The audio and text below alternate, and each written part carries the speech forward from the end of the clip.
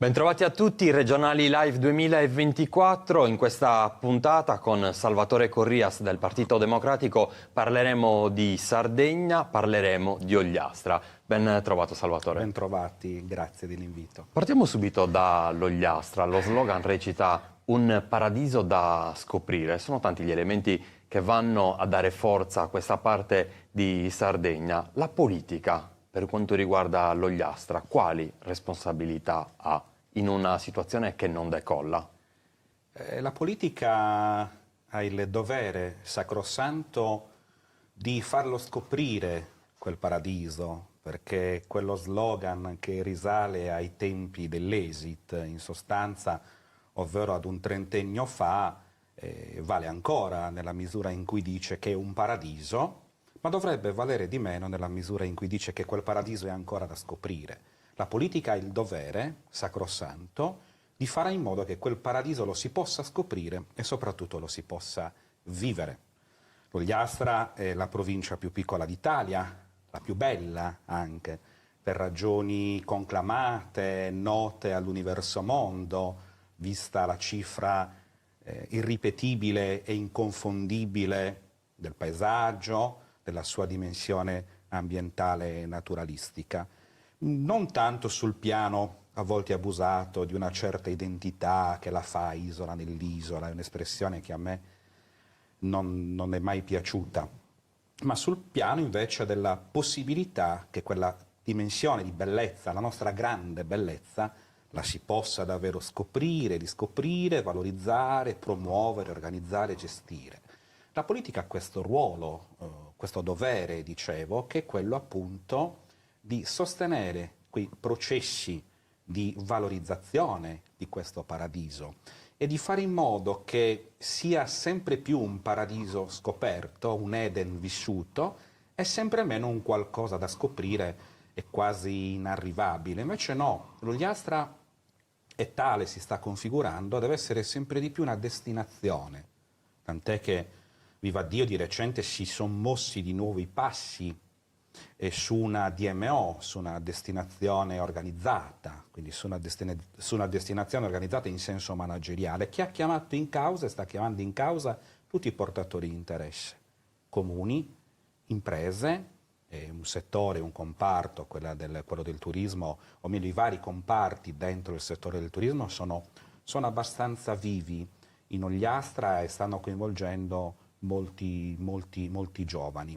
Laddove invece appunto non si riesce ad organizzare l'offerta turistica davanti a una domanda crescente che è anche di nicchia per quel paradiso che si va scoprendo, ci si affida all'improvvisazione, che è quello che è successo in Sardegna in questi ultimi anni, laddove la DMO, così come era stata opportunamente concepita in passato, è stata letteralmente smantellata e che in Ogliastra si è avuto il coraggio e la forza, grazie a finanziamenti mirati, di riprendere quel percorso interrotto, di ritornare sui propri passi e di dire al mondo: qua c'è un paradiso che stiamo già scoprendo, venite a goderne di quel paradiso in tutta la sua bellezza, ed è quella bellezza che genera benessere, è quel binomio ecologia e economia che è la grande scommessa, per capirci anche nei termini che il PNRR ci offre di transizione ambientale,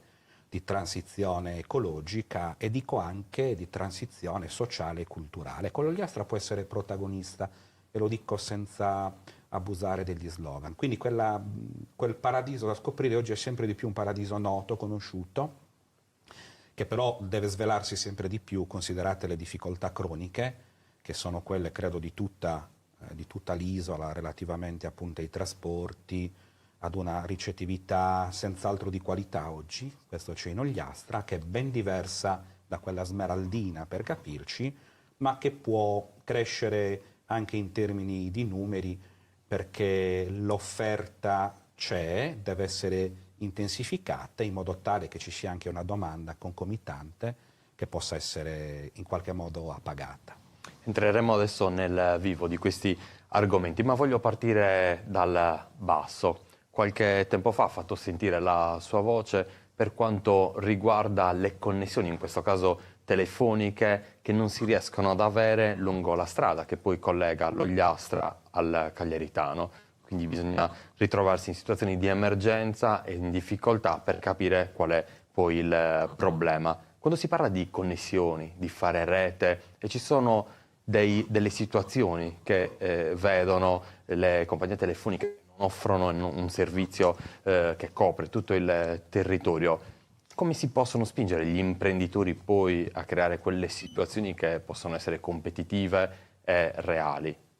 Ma io ogni volta che faccio la 125 e con me e più di me tanti ogliastrini che la fanno per lavoro o per diletto, assisto e assistiamo alla impossibilità di fare una telefonata dall'inizio alla fine in virtù della presenza di gallerie e di tratti, di ampi tratti in cui connessione telefonica non ce n'è affatto.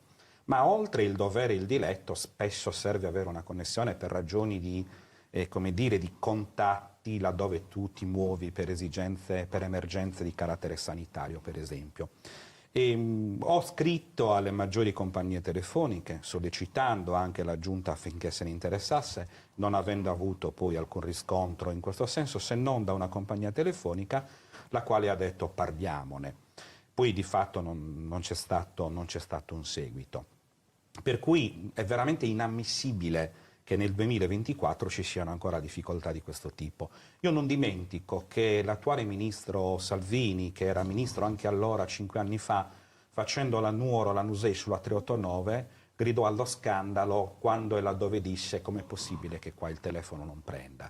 Aveva anche rassicurato tutti che avrebbe risolto il problema. Non mi sembra che dopo 5 anni il problema sia stato risolto. Ma è evidente che un discorso di questo tipo si colloca all'interno nell'alveo di una riflessione più ampia che riguarda l'inconsistenza della banda larga in molte parti della Sardegna. Per cui se oggi si parla di smart working, della possibilità di lavorare a distanza o addirittura di altre dimensioni, parlo della telemedicina, come si può improntare un discorso di questo tipo che si poggia sulle necessità che la transizione digitale in qualche modo ci ricorda e sulle opportunità che ci dà nel momento in cui ci sono ampie parti della regione, non ultima della nostra Ogliastra, della mia Ogliastra, che non sono servite dalla fibra ottica, per cui la connessione quando c'è è lentissima. Sulle strade statali 125 e 389, se parliamo di connessione telefonica, è proprio inesistente. Parliamo invece di sanità, c'è l'ospedale di Lanusei che molte volte, anzi forse troppo spesso, è presente nelle cronache locali. Si parla di sanità, si parla di diritto alla salute, bisognerebbe rivolgere un occhio attento anche alla popolazione dell'Ogliastra, alle necessità che ha questa popolazione ed ai servizi che vengono tagliati e mancano anche nel presidio sanitario ogliastrino. La Giunta Pigliaru in questo senso ha creato un vuoto e questo vuoto ha avuto un proseguimento con Solinas, ma la sanità in Sardegna, adesso partiamo dei piccoli ospedali, può ritrovare una vera forza? Io credo di sì, se è stato lasciato un vuoto dalla Giunta Pigliaru, la Giunta Solinas quel vuoto l'ha riempito di nulla.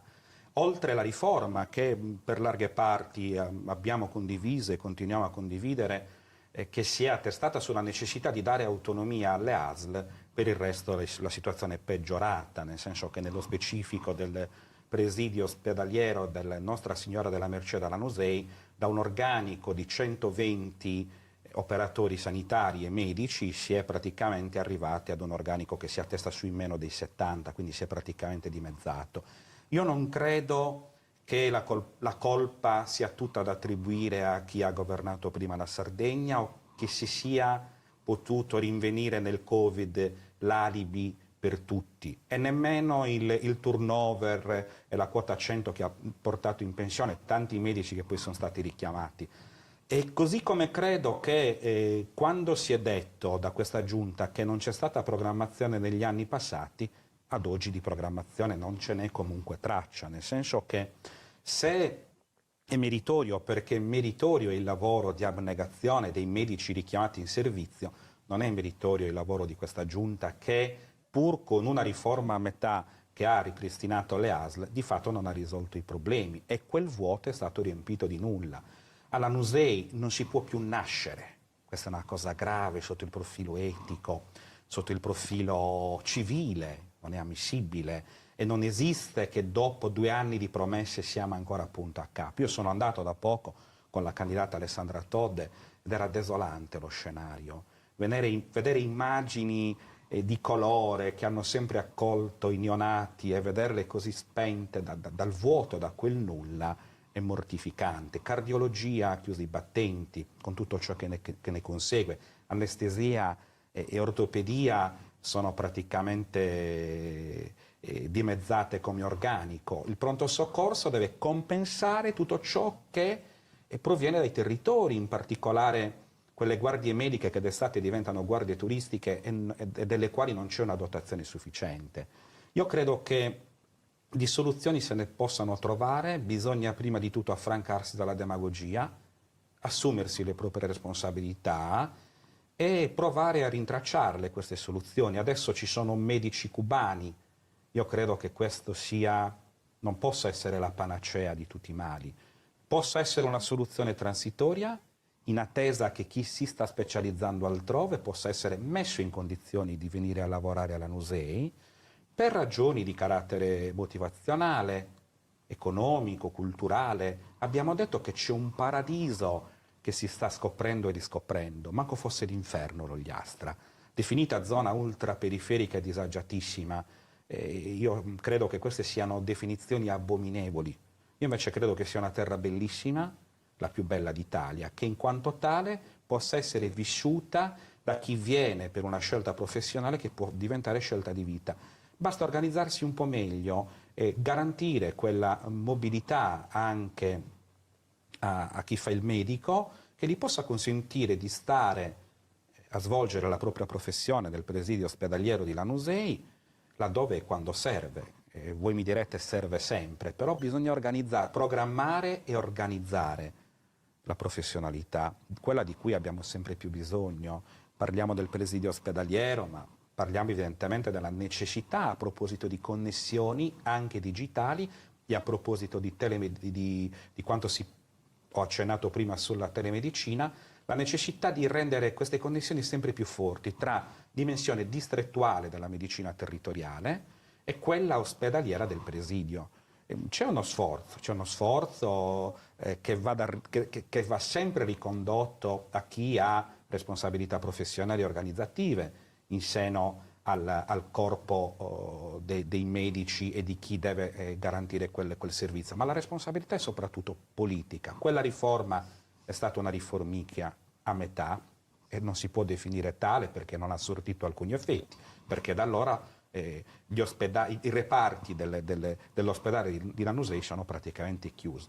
Non possiamo consentire che questo sia l'inizio della fine e che sia il preludio della morte. Basta fare scelte intelligenti, affrancarsi dagli slogan.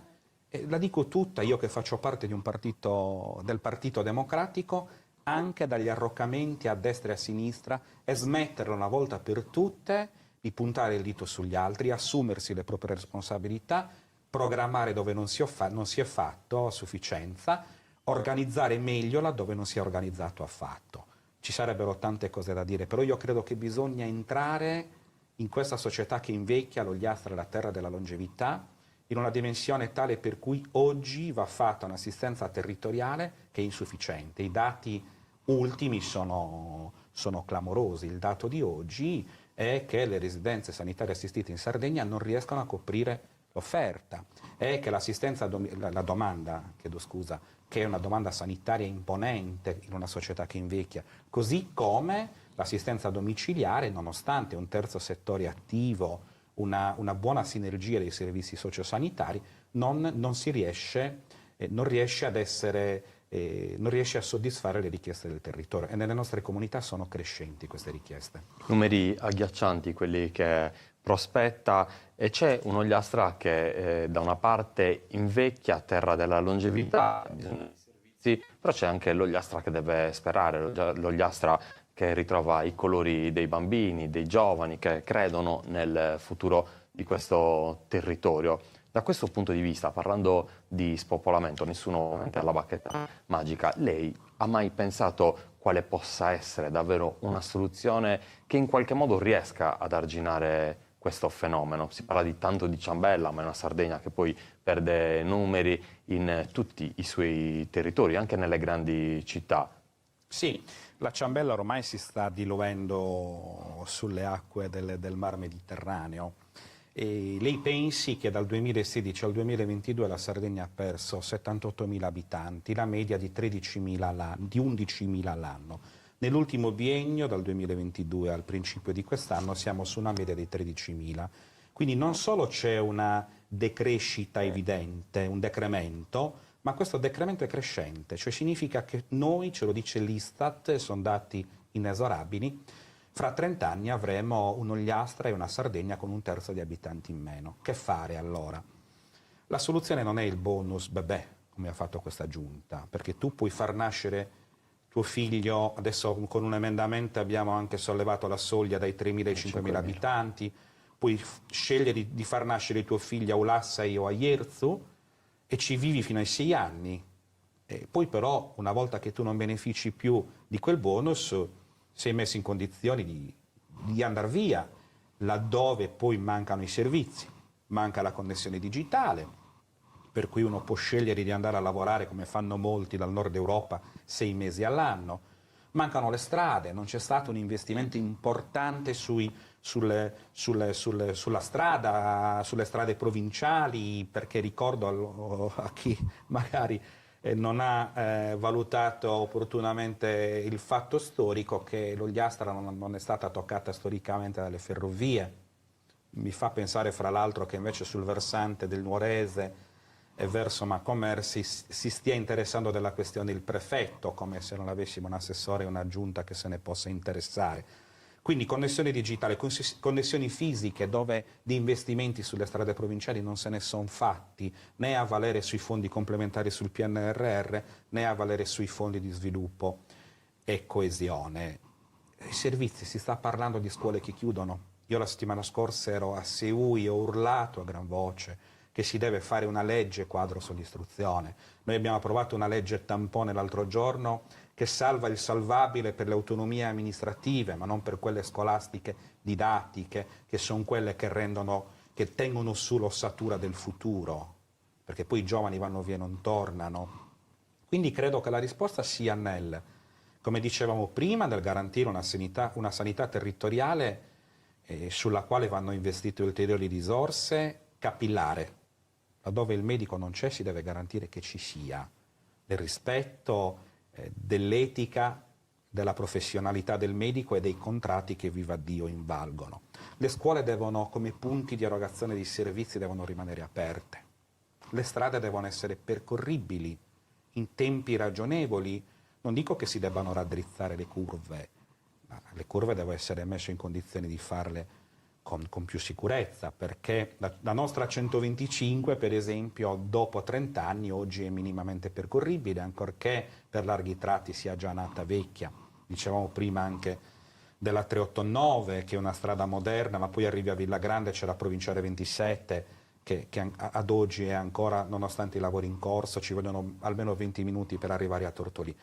Quindi non è il bonus bebè la soluzione, non sono neanche gli interventi una tantum per ristrutturare la facciata della casa di tuo nonno. Io credo che invece ci vogliano questi servizi, investimenti certi non solo sulla sanità, e l'autonomia differenziata su questo sarà devastante, molti più investimenti sulla scuola, ma una legge quadro come ce l'hanno il Trentino e la Val d'Aosta ci consentirà di farlo. Noi abbiamo l'articolo 56 dello Statuto che ci consente di applicare le norme di attuazione dello Statuto stesso e di mettere in campo pienamente la nostra potestà concorrente e poi stimolare la nascita di imprese. Parlavamo prima di turismo, di tutto ciò che rientra nelle produzioni culturali, alimentari, agroalimentari. Ci sono molti giovani che vanno fuori a studiare, portano le loro competenze e se tornano e hanno servizi più adeguati, digitali, sanitari, formativo-scolastici, potranno scegliere di far nascere il proprio figlio, magari di beneficiare del bonus bebè, ben venga, ma poi una volta che tuo figlio ha 6 anni, scegli di rimanere là e di farlo studiare nella scuola del tuo paese, tuo figlio di 6 anni. E se non c'è anche qua una visione di lunga gittata, si faranno interventi spot, ma la Sardegna continuerà a spopolarsi, così come, ahimè, l'Istat ci sta dicendo che sta succedendo tutti i giorni. A proposito di scuola, secondo lei nel 2024 è concepibile che si possa parlare di pluriclassi? Ma no, io sono molto da questo punto di vista della scuola, è il caso di dire di Don Milani, no? Non lo dico per dare una visione tardoromantica di ciò che oggi ti deve offrire una scuola, assolutamente, io credo che le pluriclassi siano laddove possibile da evitare, perché da un punto di vista formativo e strettamente didattico io credo che possano essere laddove sono pluriclassi cosiddette anche classi pollaio, per capirci, rischiano di andare ad impoverire il percorso di crescita nel piano dell'età evolutiva dei nostri figli e discenti. Mentre credo che si possano trovare le soluzioni laddove tu ti doti realmente dell'autonomia scolastica che è costituzionalmente sancita, ma che avendo noi uno statuto speciale, come dicevo prima, deve essere garantita nella sua realizzazione. Per cui se io posso capire che ci sia un istituto globale di SEUI che non ha più gli iscritti, per cui devi trovare altre soluzioni, non ha gli iscritti a sufficienza perché oggi certe scelte dissennate ti stanno portando ad esili, ma non posso immaginare che a Triei o in altri paesi della mia Ogliastra ci siano classi, pluriclassi, con troppi alunni. Che tipo di insegnamento garantiamo a questi alunni? E non faccio un discorso disciplinare di ciò che i bambini di una prima elementare hanno bisogno, sono bisogni diversi rispetto ai bambini di una seconda e di una terza elementare. Le pluriclassi rischiano di farci perdere di vista il nostro obiettivo di comunità educante. E anche qua c'è una grossa responsabilità della politica. In questi anni di scuola non si è mai parlato e questo è scandaloso. E c'è una grande responsabilità anche morale, come dicevo prima, e anche civile, nel non essersi preoccupati minimamente di questo. Invece la Regione può fare tantissimo, anche con un'autonomia differenziata in campo. Anche perché è la base poi dello sviluppo, è la base del nostro futuro. Parliamo delle elezioni regionali, quindi del 25 di febbraio. Lei come analizza la situazione odierna? Ma io sono uno che prima parlavamo dell'Ogliastra, bella e possibile, che non può continuare ad essere tacciata di essere la Cenerentola d'Italia. Quindi guardo al futuro con l'Ogliastra in testa, con l'Ogliastra nel cuore e con la giusta fiducia. Siamo reduci da un periodo disastroso, dicevamo prima che le responsabilità sono senz'altro pregresse e noi soffriamo storicamente di troppe cronicità in Sardegna, ma questi 5 anni di criticità croniche che nel tempo si sono confermate, ma questi 5 anni sono stati disastrosi, perché c'è stata una riformicchia della sanità, non c'è stata una riforma dell'istruzione che la Sardegna avrebbe potuto fare, c'è stata una falsa riforma della regione, siamo ancora fermi alla legge 1 del 1977, c'è stata una riforma degli enti locali che anche noi abbiamo sollecitato, per il resto non si è riusciti a dare risposte reali alle imprese, parlo dei fondi Resisto arrivati in ritardo, non si è riusciti a dare risposte al mondo dell'agricoltura, i trattori non sono solo a Parigi ma sono anche qua, non si è riusciti a dare troppe risposte. Quelle che sono state date in maniera arbitraria, non voglio usare altre espressioni, senza che ci fosse, parlavamo prima di programmazione e organizzazione dell'offerta sanitaria, senza che ci fosse una visione del domani. Io oggi come vedo queste elezioni? Le voglio vedere con fiducia. La nostra candidata è Alessandra Todde, è una donna, ha un'empatia personale importante, rara direi, un'empatia politica che mette a disposizione di tutti noi. Il Partito Democratico è il partner politico più rappresentativo, è realmente un partito democratico, non mi piace guardare indietro e continuare a pensare che le responsabilità siano una volta di un partito, una volta dell'altro, ma credo che oggi sia questo campo largo un campo che ci fa guardare con fiducia al futuro, perché noi abbiamo bisogno di futuro, di fare seriamente le cose. In questi 5 anni sono state fatte male le cose senza alcuna serietà, senza alcun approccio organico e strutturato, approccio senza il quale non si può fare politica. E per me fare politica significa esclusivamente fare il bene della collettività, fare il bene del mio prossimo, non pensare ai miei interessi. In questi 5 anni questa giunta di centrodestra ha pensato soprattutto a fare i propri interessi, perdendo di vista il futuro della Sardegna con 3 miliardi e mezzo di euro di avanzo. E laddove c'è un avanzo di amministrazione vuol dire che quella è stata una cattivissima amministrazione. Lei ha mai pensato o sperato che Renato Soru facesse un passo in avanti o indietro? Ma io posso averlo sperato, posso anche averlo pensato, ma le sorti nella vita come in politica dipendono da noi. Non le possiamo mai riporre nelle speranze che altri facciano quello che noi speriamo facciano. Io confido invece che a prescindere da Renato Soru, il campo largo col Partito Democratico protagonista possa, e lo dico al di fuori degli slogan appunto, possa aprire uno scenario nuovo per la Sardegna in un momento difficile di dialogo tra l'Italia e l'Europa, in un momento difficile in cui vanno spesi i soldi del PNRR, si parla di tante transizioni, di transizione energetica. Prima o poi queste tante transizioni dovranno portare ad un approdo. Io sono convinto, e lì sono fiducioso e guardo con speranza al futuro dell'Ogliastra e della Sardegna, che questo approdo ci possa essere con il sostegno alla nostra coalizione e al nostro partito. Oltre 1400 i candidati, lo vede come un dato positivo, un dato che dovrebbe invitare a far riflettere? No, è un dato positivo. Io vorrei vedere altrettante persone candidate nelle elezioni comunali, perché spesso nei nostri piccoli comuni è anche difficile trovare liste e ci si rifugia poi nelle liste civiche che spesso vogliono dire tutto ma anche molto poco. Ben vengano, è il lievito della democrazia, la disponibilità delle persone, uomini e donne, a fare il bene degli altri, perché questa è la politica. E vorrei che altrettanto succedesse anche in tutte le consultazioni amministrative. Ben vengano 1400 candidati, un esercito di buona volontà. Mi piace andare a scoprire come sta portando avanti la sua campagna elettorale, ma soprattutto quali sono le parole che gli rivolgono gli abitanti dell'Ogliastra, quali sono le speranze che magari possono anche affidare nella politica e soprattutto quante sono le persone che dalla politica si stanno tenendo lontane e quindi bisogna anche invitarle poi alla partecipazione al voto.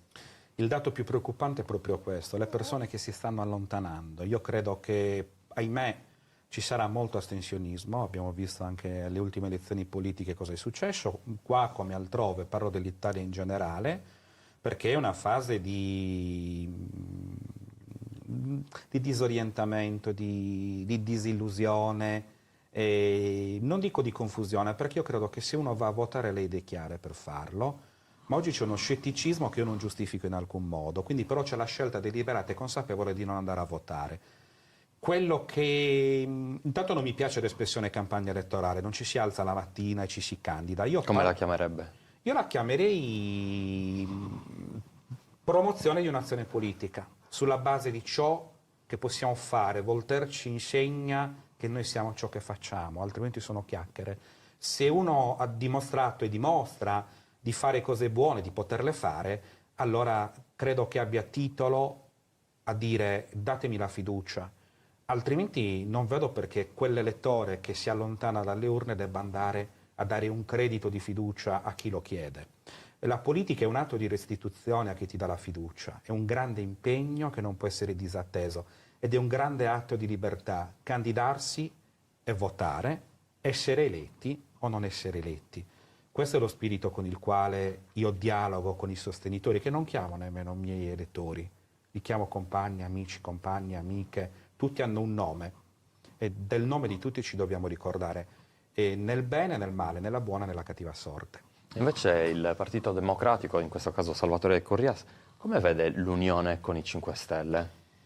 Ma l'unione con i 5 Stelle, al di là anche qua delle letture superficiali e sommarie, la vedo bene nella misura in cui questo movimento, da movimento qual era, va strutturandosi come partito che si riconosce il più possibile nei valori e in quella che sommariamente possiamo definire ideologia del centrosinistra.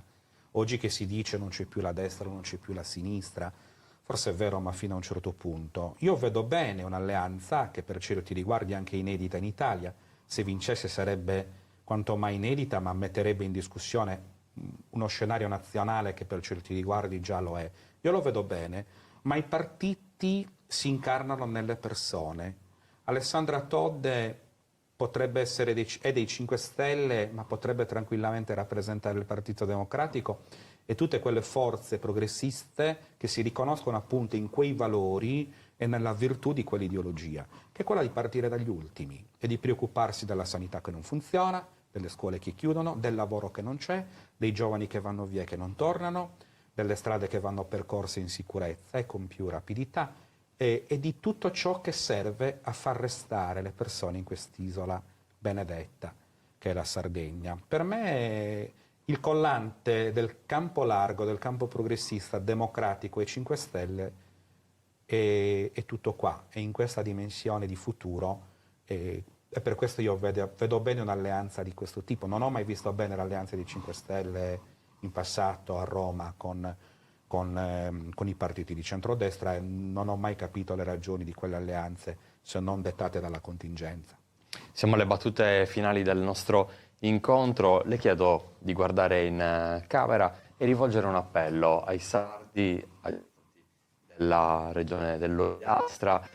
Che cosa vorrebbe dire e soprattutto quale sentimento vorrebbe trasferire nelle persone che la stanno ascoltando? Ma io a chi ci ascolta dico che bisogna andare a votare, che non possiamo delegare ad altri un diritto e un dovere che ci è stato consegnato dai nostri padri, che sono i padri della democrazia, che bisogna andare a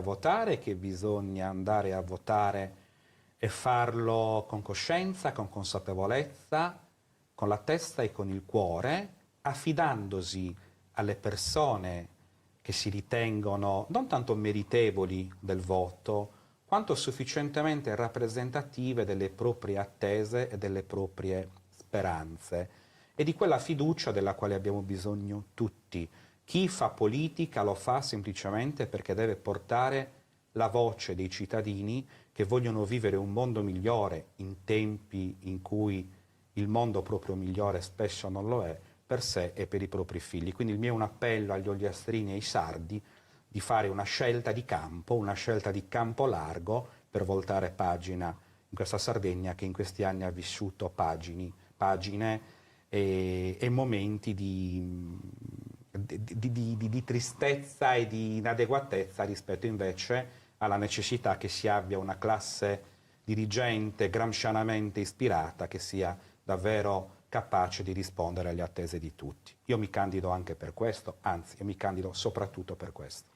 Grazie a Salvatore Corrias del Partito Democratico per aver accettato il nostro invito. Con lei salutiamo le comunità di Baunei, Santa Maria Navarrese e davvero tutta l'Ogliastra. Grazie davvero. Grazie a voi. E grazie a voi che ci avete seguito. L'appuntamento è con una prossima puntata del nostro programma che, come ha visto, mette in luce gli aspetti forse più belli delle persone che si candidano per governare poi la nostra Sardegna. Grazie a voi.